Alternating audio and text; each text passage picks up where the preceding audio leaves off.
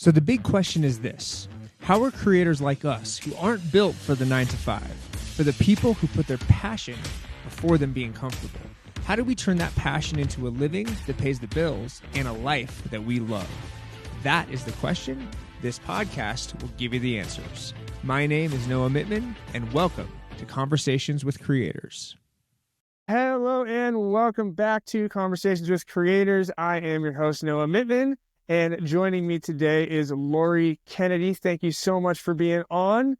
Let's jump right into it. Tell me, I always love the background questions always there, but I like to shape it and what's your origin story? Thanks, Noah. I really appreciate you having me on today as a guest. Jumping right in, my origin story. I am a Colorado native. I was born and raised in a really small town and was not really big in my community, but my family was. And I grew up, obviously we all do, but I grew up learning that giving is more of where my heart is centered. Yeah. And I run a nonprofit for disabled adults here in our small town, but I also have a business where I coach women who are 35 plus who are in a transition phase of their life, whether they're transitioning out of parenting, transitioning out of career, really trying to figure out if they're in the right relationship. But they're settled in their life. They're settled with where they are financially and things like that. But they're like, you know what? I need more. Yeah. And coach women on really what's next. Like we talk about the, midlife crisis, if you will, but a lot of people don't really understand really it's not a crisis. It's really what we really want to do for ourselves. So I coach women on really how to kind of navigate through that. That's amazing. That's a huge service for people. And especially too, is that all Bailey based? Because I know you're out of Bailey in Colorado. Or I'm assuming that's online and nationwide and stuff. It is. So my small nonprofit is here in Bailey, and I am a full-time caregiver. And I have been a caregiver for 23 years. Wow. And so it really is the basis of around, I care about what people feel, I care about what they want. And when I started the mentoring coaching business, I really wanted to be able to touch base with women everywhere. I've had, and a few good men. I've actually coached some men out of their transition, out of divorce and things like that. So it's really just, if it's something that I feel like, it's something I can help you with, I really just want to be there. So it is nationwide. It is worldwide. I've coached people in England and in Poland. So that's amazing. That's a super cool service. How did kind of the career of caregiving shape who you are today? I'm sure that there's been a lot of back and forth on that. I didn't want to be a caregiver. So it was where it was right. My parents started doing foster care. I grew up in the foster care system with my parents. My parents did foster care for kids, but I was one of their biological children. I grew up in the foster care system with my parents who we housed hundreds of children, but we started specializing in the disabled population and because my biological brother is disabled. And so I didn't want to be a caregiver. It's just what I knew how to do. It happened, yeah. And I left. I actually went and did an internship at Disney World. Was amazing. I came back. I worked at banks. I worked in retail. And everything that I did moved back to caregiving. So I finally gave up on trying to push away from it, and I just accepted it. Yeah. Sometimes you just get so much, you're like, oh, okay, it's all going in one direction. You got to listen to it. Yeah, I kept trying all these things and they just weren't nothing was working. So when I landed back in caregiving, I asked my parents if I could have a job. And I started at the bottom of the food chain. I started working part-time overnights. I started at the bottom of the food chain. There was no special treatment because it was a family-owned business. Yeah, which is the way it should be.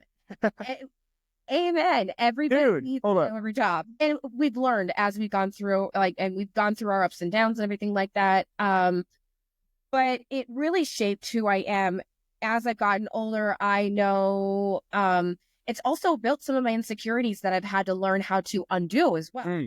So I became so accustomed to doing everything for everyone else that I didn't figure out what I needed. And so I think that being a caregiver, we give up everything. And this is where, we as parents also do that. We give up so much of ourselves to raise other human beings that we forget that we still have goals and dreams, and we talk about them, but we don't actually figure out how to aspire to do them. Yeah. And so caregiving has shaped who I am as a person, because it has become the basis of what I want people. I want people to be caregivers, but also know how to caregive themselves. Yeah.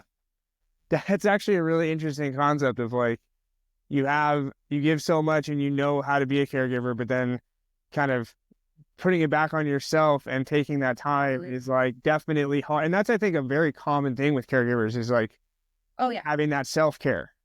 Yeah. And so I really, I have I have my own coaching mentor business. It's just Laurie Kennedy, but I've also started, it's called the 1%. I have a co-founder with me, and we create events and retreats where people can come and just kind of learn more about how to really step into themselves. Yeah. And to really know that they're not alone in these transitions that everyone feels so alone in doing, and to actually give them space to allow themselves to be successful, but also break down. Yeah, 100%.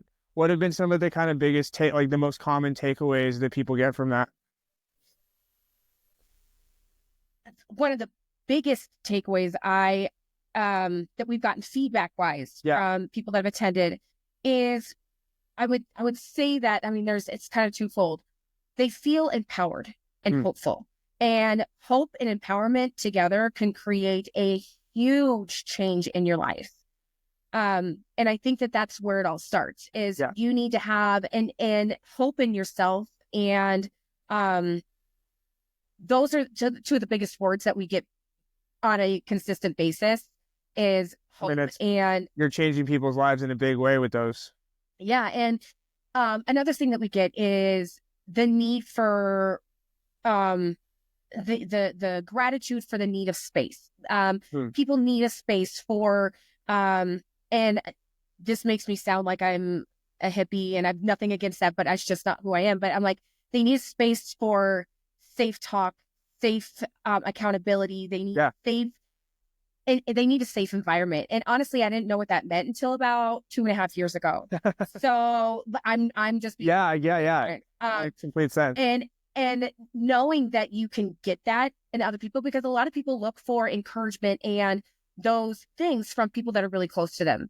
Yeah. People don't, the people that are closest to you are usually the ones that don't understand what you need the most, because we have taught them how to treat us, and we have done everything so much for them that they don't know that we need more.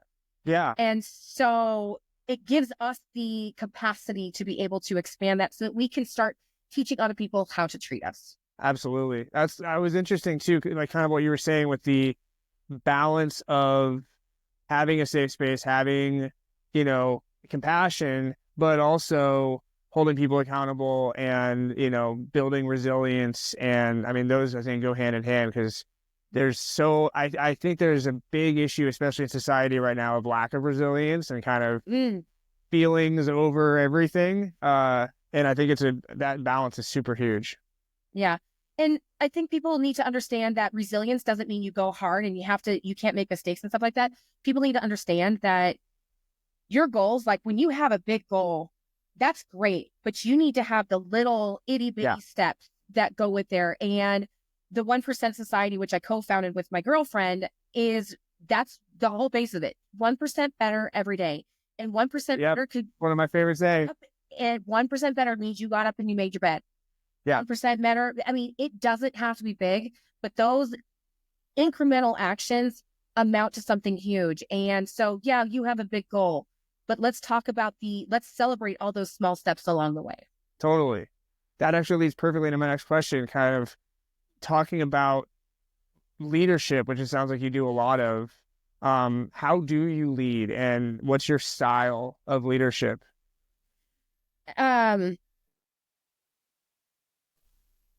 I lead with compassion. I think it's a flaw, and it's it's twofold. It's a double-edged sword.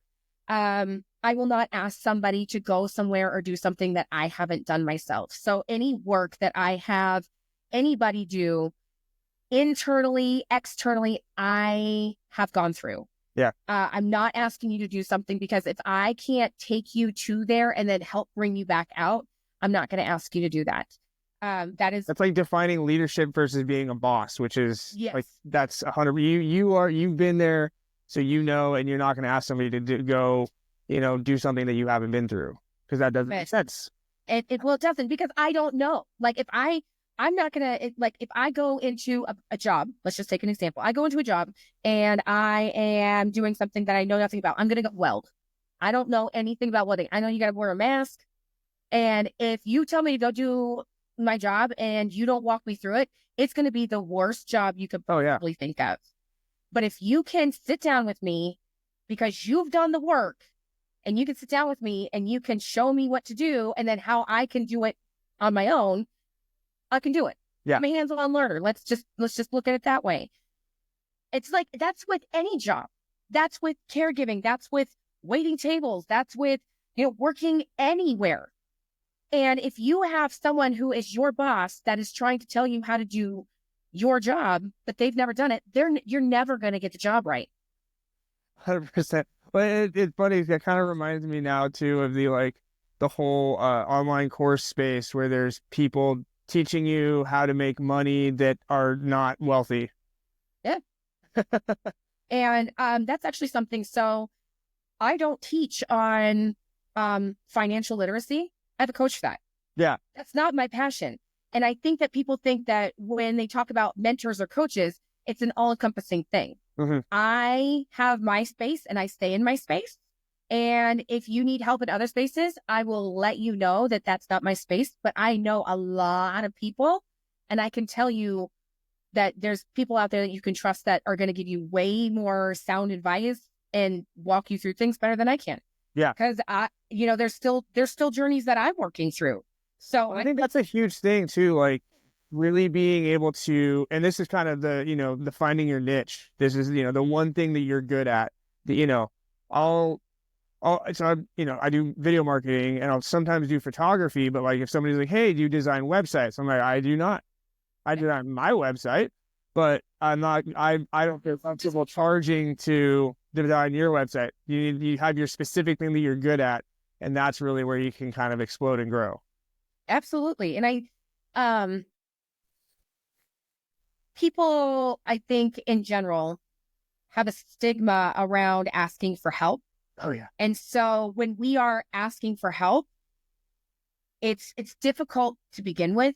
And then when you're asking for help because you don't understand, like, how do you transition into being an empty nester? How do I transition out of being in a job for 26 years and now I'm like, I'm done. What do I do now? Right. It's okay to need help in different areas and ask different people for those things. In fact, that's how you actually do it successfully. That's how you exactly. So this is awesome, and we've talked kind of a lot about like the positive side. We've all gone through failures. How do you deal with failure when it comes along? We as a society are instant gratification people. Mm-hmm. That is me. I will raise both hands when I say that, because when I set myself to do something, I want to see results now. Yeah. And the hard part is we don't get those. That's not what this isn't a fast food restaurant. Life is never going to give that to you when it's done properly. Yeah. And if you do get it that fast, you're not ready. I don't care what anybody says. You're not ready for that kind of personal growth, financial growth, business growth. You have to build the building to do it. So personal failure. I've been married and divorced twice. I am now engaged again.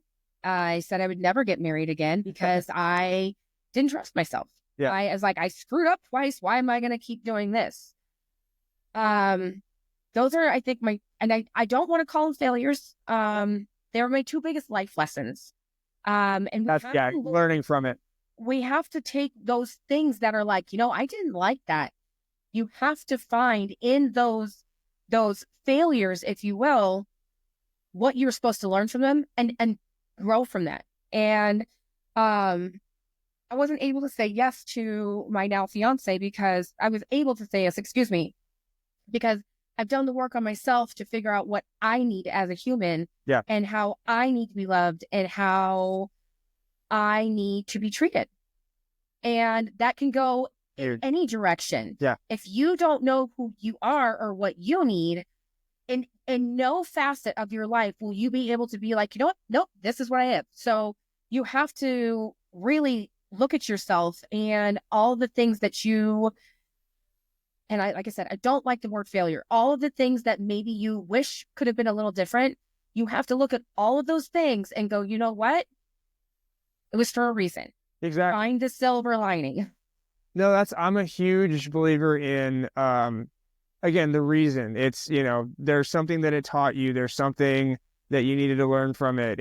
And I think it's only failure if you give up, because otherwise it's just a learning experience and a step in the direction that you need to go. Yes. And I believe that, every, I right now I'm drawing a blank on every failure that you have. There is always a positive. And it's just, I think that in any lesson that we have in life, good and bad, there are positive and negatives to every single thing that happens, even if we feel it's more positive than negative. Yeah. There's always two sides to it. And if you can work on yourself enough to then look back and go, okay, so my first marriage, I learned that I needed to really figure out who I was, that I didn't have to rely on other people for love. My second marriage really taught me a lot about who I am as a person, how I need to be loved, how I can handle my finances. There was a lot of different things to that. And like I said, those are my two biggest life lessons that I've had. And while I have done enough work to be able to, if I saw either one of my ex-husbands at this point, I'd be able to look at them and say thank you and not have resentment towards them. And I think that is the ultimate goal, is to be able to look at those things that happened, those life lessons, and go, you know what? It wasn't great when I was going through it.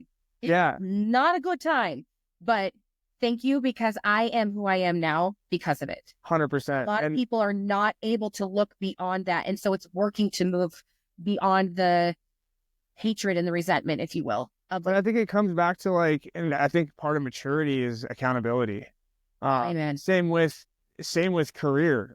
That's one of the things I love about, running my own business is it's accountability. It's on me. That's it. And when it's on you and you take that into life as well for relationships or whatever else, it's out of victim mentality. It's out of, trying to blame other people. And it's just, nope, this is on me, period. And that's how actual growth happens. But really internalizing, yes, I messed up. That's fine. And I think that to what you said, there is a lot of people are not ready for that kind of personal accountability. It's hard. It is one of the hardest things I've actually had to really bring into light in the last 2.5 years. When I started on my journey, I didn't want to take any accountability for things. I was like, it all happened to me. It was victim mentality without it being a victim mentality. Sure. And when you look back on it and go, no, you screwed up just as much, and you are not where you want to be because of you. That is a huge knife in the gut, and real big pill to swallow. It's really hard to swallow. There's not enough water to swallow the pill, so you just have to keep going till you're better. But it goes back to, you don't have to be perfect. Yeah, actually, that man, you're saying so many things I love. Because for me, perfection doesn't actually exist. Agreed. Perfection is a direction, not a destination. Yep. Because and especially with with business, with creating videos, I know it's, if I'm happy with it, there's always going to be something that can be slightly better, but knowing that perfection doesn't exist kind of frees you up. If you do it wrong, you're still doing it. Exactly. So And that's in anything. If you do it wrong, you're still doing it. Which is what a lot of people do that don't even start. Exactly. That's taking that first step. So I've had a lot of do it wrongs in the last 2.5 years when I started my journey. I've had a lot of do it wrongs, but doing it opens doors so that you can be better at doing it wrong again, and then doing it wrong again. And it just gets better at doing it wrong. And then eventually something will happen and something goes right. Yeah. And then you'll do something. And then you're ready for the next step because you've been doing it wrong. So it's like, oh, this, like, and the amount of times I'm like, oh, I could have been doing it like that this whole yes, time. Yes. And that's what creates resilience. It's 100%. And not worried about the no's or that didn't work or whatever, and finding different ways to do things so that you can have the confidence to keep going. And that's when you really have to check in on yourself. Is this really what you want? Because there's going to be a lot of days where I'm like, I don't know what the fuck I'm doing. I mean, there's going to be a lot of days. More than the other. Yes. Because nobody knows. That's the big secret is like, nobody knows what they're doing at all. I mean, you might, expert status, eventually you might know, like, somewhat, but then it's always problem solving. They still have help. Exactly. They still have help. I don't know if anybody has ever told you about the rule of a third. So 1/3 of your life. I haven't heard that. So the rule of a third is 1/3 of your life should be great. 1/3 of your life should be good. And 1/3 of your life should be, excuse my language, shitty. Yeah. The things that are shitty, you want to work on. The things that are good, keep doing. Things that are great, you need to reassess, because if they're going great, you probably haven't touched it in too long, and you need to reassess it to make sure you're doing it right still. Yeah. I love that. And I heard that somewhere, and maybe it was a little different, but that's how I took it. And I was like, okay, so I need to reassess the places where it's like, hey, I'm good there. Or I'm doing great in that area. And yeah, I've been doing that great for too long that I'm not challenged anymore. So the constant challenge I love. Yeah. Yeah. That's something, that's actually, even just for like a full life, that's one of my favorite things that Jordan Peterson talks about. I love Jordan Peterson. If everything's amazing all the time, you're actually not living a full life. You need to have the shitty, you need to have the rough days that, because then you know what a good day can be. If you only have good days, like, and also like being happy all the time is not a full life. You need to have your crying days. You need to have your anger. That's like all the range of human experience. I think that when we are, we're given, as kids, you need to be happy, you need to be happy, you need to be happy. Right. We're not allowed to have the bad days, the emotional days, the hard days as kids. And I think we are learning, we are evolving as the human race to understand that kids also have emotions to deal with. But we forget that we as adults are also that way. So I'm like, oh, I'm not happy, I'm not happy, I'm not happy, I'm not happy, or I'm happy, I'm happy, I'm happy. It's okay to be like, you know what, I'm just impartial today. Yeah. It's not a great day, it's not a bad day, it's just another day. And it's okay to be there. Yeah. You don't always have to, people are given stigmas for being, it's constantly a bad day and they're constantly depressed, but then there's other people that are like, they're too happy all the time. And it's true. There's people in my life. Like, it almost seems fake. Like if you're always that happy person, no matter what, and nothing pisses you off, you're like, what? Like, do you have opinions on this? It's weird. The what? People have given social media has given us a altered reality of what we're supposed to have. And when I show up on social media, I do a lot of my business via social media. Yeah. That's how I do everything. But I want people to understand that there's good days and bad days. There's days I don't show up and I'm like, guys, I was frustrated, and I knew that you don't need that. And I don't need that, so I don't need to pass that along to you. And I have no problem sharing those ups and downs, because people need to know that while I might have a lot of things that other people want, there's a struggle that comes with building a business, running a family, running a household. There's all these things that happen, and it's a struggle. There are days that are a super struggle, and there's weeks, there's months that it's a struggle, and it's okay. Like that's all. It's all the human. Yeah, exactly. It's all experience. That's actually funny you mentioned that because I'm doing a behind the scenes vlog to kind of as I build the business up and trying to get to the goals. Sharing not only the good stuff but the bad stuff. And like I think the last episode I just put out it's literally called the thumbnail is I fucked up because I showed up to a shoot on the wrong day. And I was like, no, this is great. Cover it. Like, yeah, sometimes scheduling happens, and that's part of it. It's not just a lot about time management. I can tell people how to run their time management, and I can tell people how to run their social media, and I can do that.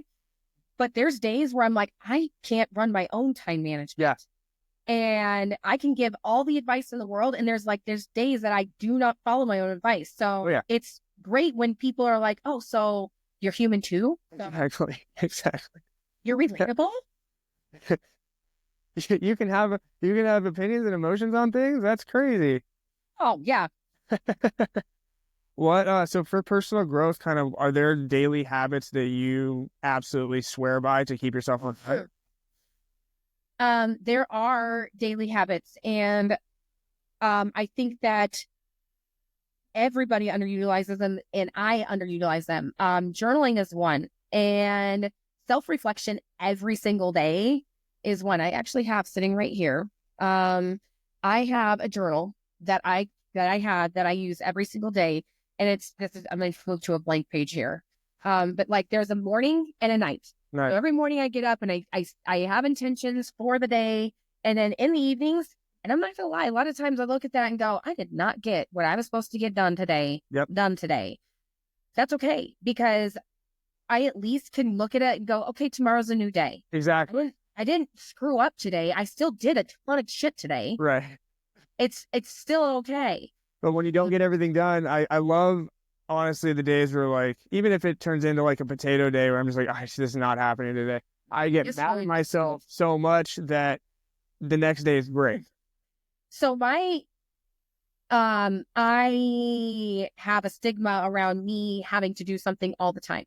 Yeah. And I have to be busy, but I really I love seeing people that are like, oh, I spent the day just watching, I watched a TV series. Yeah. Oh my gosh, I spent 5 hours reading my favorite book. And, I went and I hung out with friends for 6 hours because it was all good. And I'm like, how do you do that?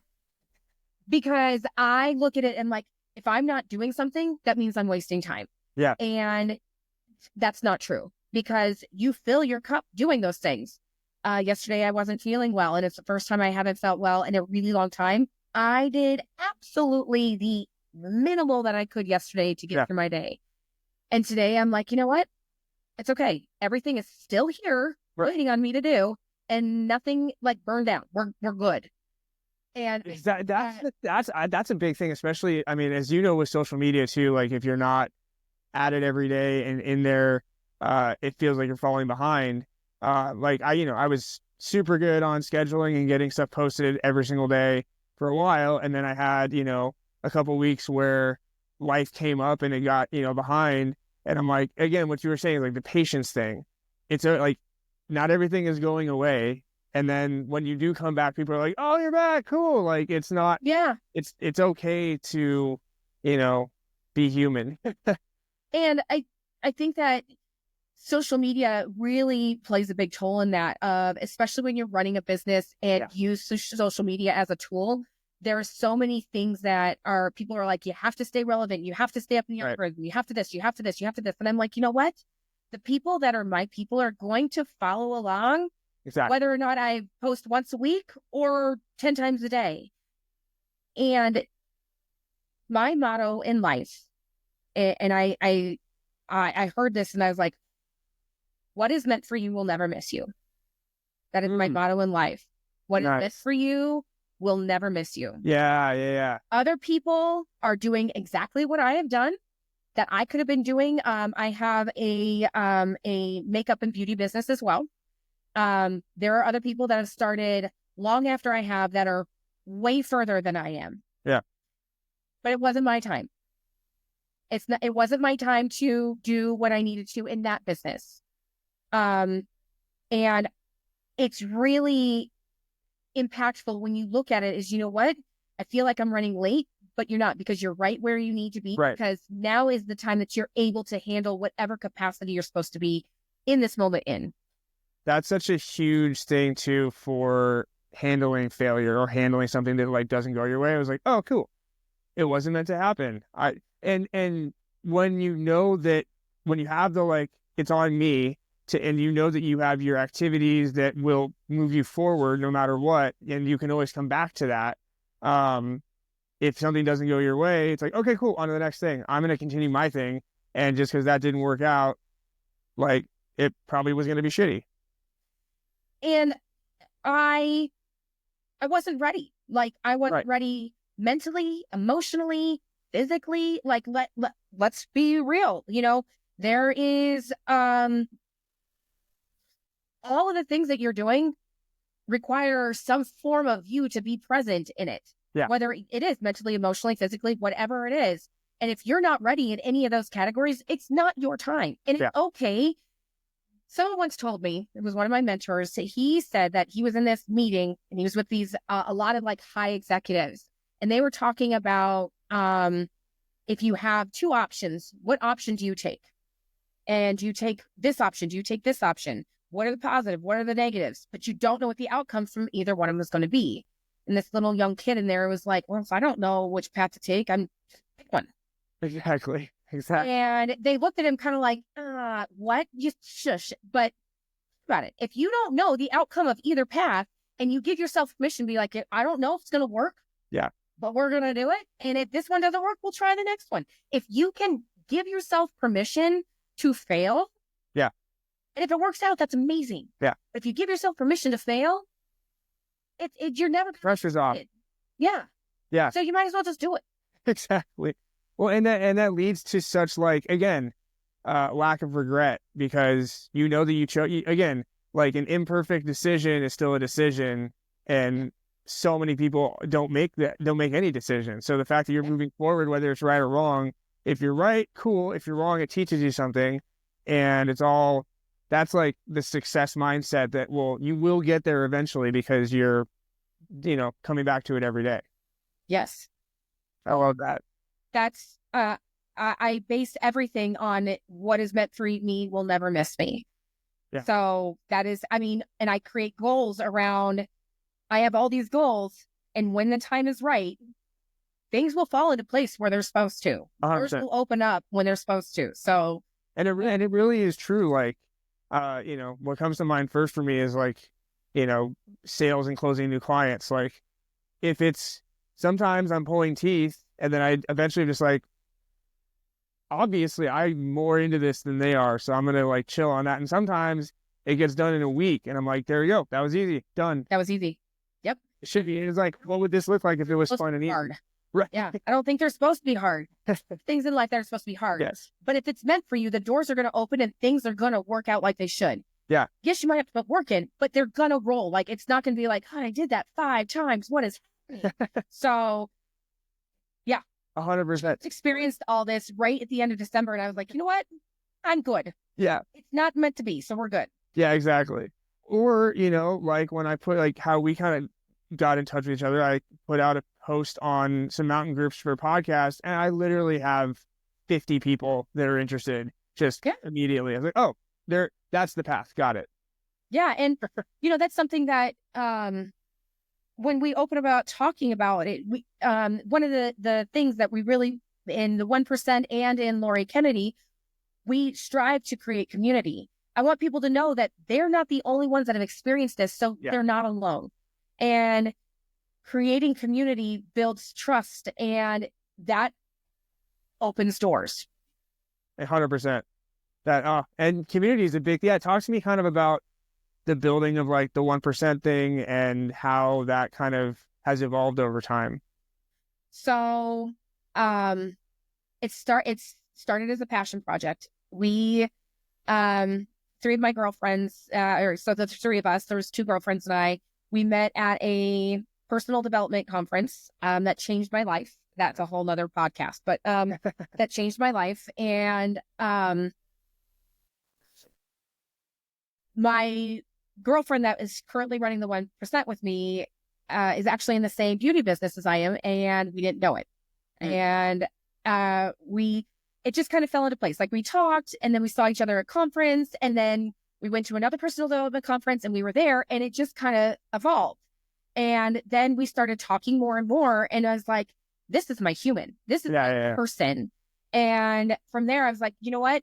I want to start something, even if it's just like a Facebook group, which we did start, that just allows people to come and gather and know that they're in a place where they can, if they need help, or if they need just anything, like, I need to just talk. I need another human that's been here, done that type of thing.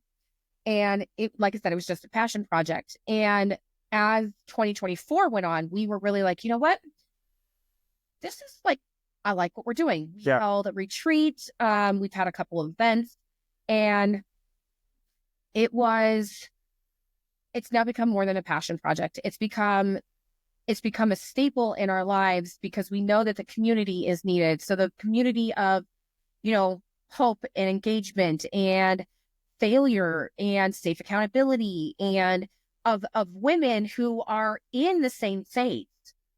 Because I'm a co-parent. I have a stepson. I do not have any of my own kids. So, but I can rely on these women who are actual parents and be like, is this normal? Because I know, is this what a 10-year-old does, guys? Like, I can lean into my community because I don't know. And I know that I'm not going to be judged in said space, because I know that I have these women who genuinely care about me. Yeah. And so the community started literally by us just wanting a place to gather, for us to just collect people, if you will. So for them to come in and be like, you know what? I know that I want more people in my life too. And I know that I don't need to have someone in my life every single day that I have to talk to them to know that they care. Yeah. And it's a gathering place for people to come. Everybody needs that. You need your circle. You need your circle. And I will say, and while I really talk to women, there is a massive shortage of this for our men. And that's something that I have talked a lot to my fiance about, because he went through a pretty nasty divorce as well, and how he felt like he was alone. And even when he called and reached out to his friends during the time, they're like, tough dude, whatever. Yeah. Because there's a stigma around men asking for help in its vulnerability. And so that's something that I also have a passion for, but I'm not so familiar with. So I know a lot of good men out there that are helping other men, and I really encourage them to reach out, find men's groups, things like that, because women are better. We're better about asking. Yeah. We are.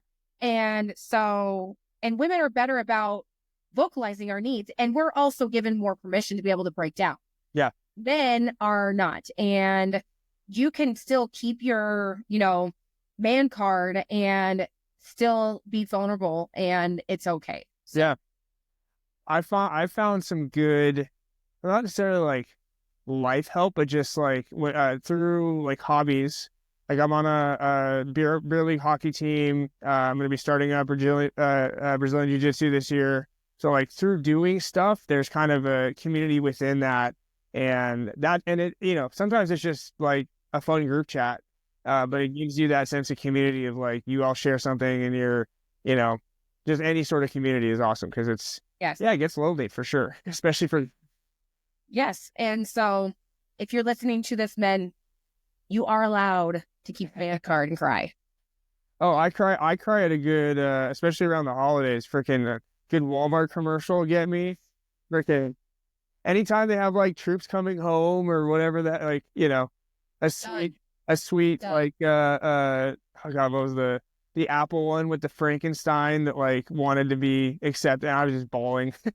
There's a commercial, and I think it's a Samsung or an iPhone commercial, and it's this teenage boy, and he's on his phone all the time, and the family's giving a crap ton of crap about it. Like, they are like, what? It's all the time. And for Christmas, what he did was he made a video of the family and all the time together. And I was like, oh yeah.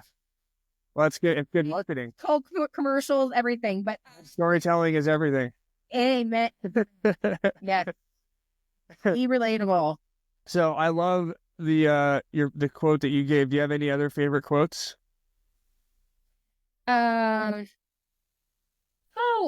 Imperfections make you perfect. Yeah. One. Oh gosh. No, I think that the trust the traveler, not the terrain. That's solid. I have a quote book of things that I've heard. I also think there's a stigma around money, and so I talk to, while I'm not at all a person for financial advice. People don't talk about money, and people that won't talk about their stories because they feel like there's a stigma around being paid for your stories. Yeah. Just because it wasn't something that was terrible that happened to you doesn't mean that you can't monetize on it now. So that is something that I think that people are like, oh, you just tell your story to make money. No, I'm telling my story to help people. However, I can run a business and still make money doing so. 100%. And it's okay to talk about money. It's okay to talk about religion. It's okay to talk about politics. And it's not okay. By the way, we need to. It's okay to not agree. 100%. About all of it. And I can still love you for your differences. That's actually been something I've been doing more on Facebook specifically, is sharing, like, I guess more political or like world opinions, even though they might, they've been there's, but it's been good. There's been like, some people make fun of other people for things, but I'm like, no, if we can just chat about this and have it open, especially and definitely about money, like, I think it's super important to talk about goals. And like, I don't get that stigma of like, I didn't know, talk about men. Like, I didn't know how much my dad made until like this year. Yeah. Just because I don't know, I never asked, and I'm very interested, but like, there's definitely a society thing of like, oh, don't say how much you're making. Yeah. I'm like, no, how do you get to a better spot unless you know people that are where you want to go? Yeah. 100%. And my coach, she is a business coach / life coach. She's like the GOAT in personal development. Nice. And I was just on a call right before this with her because we are setting up our 2025 goals. And I have sitting right next to me just all the paperwork and it's paperwork, it's time. But she really stresses about talking about your spiritual, your financial, things like that, and talking about those things. And I strive to not be like her, but to have business flowing like she does. Yeah. So I need to know what you're going to make. I need to understand your business. Exactly. So if you're too scared to ask how that looks, you'll never get there because you don't know. So I think that's, you need to look at the people that you look up to. Yeah. And you need to be able to set time and be like, I need to know how this works. I'm not asking you to do it for me, but do you have a blueprint? You already paved the way. Are you willing to share? Right. And good mentors and good coaches will share. 100%. That's, I think, one of the signs of a good coach is openness. And like, I actually love when people reach out if I'm having a good month and they're like, hey, like, how are you doing this? And blah, blah, blah. I'm like, yeah, I'll tell you exactly what I'm doing. Because it's legwork. It takes elbow grease. Oh, yeah. I'll tell you exactly how I'm doing it. Yeah, exactly. It's if you're willing to do it or not. But if you are, then you might, get somewhere in your life. Amen. All right. I have a couple fun, quick final questions. Okay. And I have a feeling you're going to know this one. You strike me as somebody who knows it. What's the title of your memoir? What's the title of my memoir? When I think of my memoir, I think of I created my dash. Like what I did with my dash between the time that I died, I was born and the time I died, the dash between. I created my dash. Yeah. something along those lines. Yeah, totally. I want to live my life. I don't want to just live. I want to live my life. You want to live your life, not have your life live you. Yep. Outside, and I think, I mean, you covered a bit of it, which is nice because you kind of are mixing, you've made hobbies into careers, but do you have a hobby that kind of lets you relax and kind of get away from it? Disney. Yeah. I am a huge Disney fan. Disney is, it's my happy place. I go there and I can sit with a Starbucks on Main Street, and I'm not a Starbucks fan. I don't drink coffee, but I can drink a chai any day of the week. And I can sit on Main Street and just sit there all day. And it's a place where I know I'm going to go and I'm going to be happy and I know what to expect. But, I also love going up to the Stanley Hotel. I know that's like, No, I will for the that doesn't describe you as a person perfectly. Of like, you love Main Street and one of the, you know, the best horror movies on. not based around, I love going up the history behind the Stanley Hotel. Yeah. Sure, The Shining is great. But yeah, I was gonna say, what do you get from the Stanley? The history behind it, it's almost like you're stepping back in time, and it really, the craftsmanship, the work, it's just a step back in time while still feeling like I'm being a little bit pampered, if you will. Yeah. Because Laurie doesn't do camping, if I can tell it all. I love nature and stuff like that, but I'm also a huge person that will just gladly go walk in nature and then go to my hotel where it's warm. Yeah. But I could get you, like, if the zombie apocalypse happens, I'm a good person to know. Just doesn't mean I want to do it all the time for fun. Right.